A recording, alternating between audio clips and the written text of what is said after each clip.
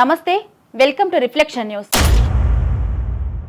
మహారాష్ట్ర 18వ ముఖ్యమంత్రిగా దేవేంద్ర ఫడ్నవీస్ బాధ్యతలు చేపట్టనున్నారు.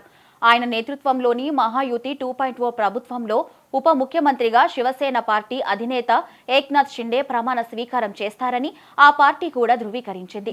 నవంబర్ 20న జరిగిన మహారాష్ట్ర ఎన్నికల్లో 288 అసెంబ్లీ స్థానాలకు గాను మహాయుతి అత్యధికంగా 230 స్థానాలను గెలుచుకుంది. బీజేపీ 132 స్థానాలను గెలుచుకొని అతిపెద్ద పార్టీగా అవతరించింది.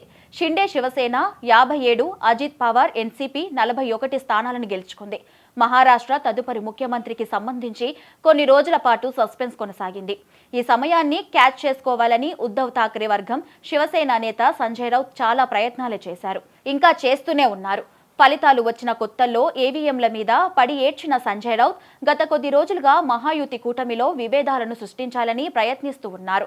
ఏక్నాథ్ షిండేను మరోసారి ముఖ్యమంత్రిగా నియమించకపోవడంపై సంజయ్ రౌత్ తెగ బాధపడిపోతున్నట్లు నటిస్తున్నారు. షిండే పాలన శకం ముగిసిందని, ఇక ఆయన మహారాష్ట్రకు సీఎం కావడం సాధ్యం కాదని స్పష్టం చేశారు. బీజేపీ షిండేను ఒక పావులా వాడుకొని ఇప్పుడు పక్కన పెట్టిందని ఆరోపించారు.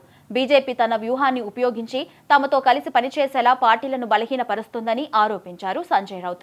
షిండే పార్టీని కూడా విచ్ఛిన్నం చేసే అవకాశం ఉందని, భారతీయ జనతా పార్టీ వ్యూహం ఇదేనని రౌత్ వ్యాఖ్యలు చేశారు. మెజారిటీ ఉన్నప్పటికీ మహాయుతి కూటమి ప్రభుత్వాన్ని ఏర్పాటు చేయడానికి 15 రోజులు పట్టిందని, ఇది వారి కూటమిలో ఉన్న లోపాలను బహిర్గతం చేస్తుందని అన్నారు.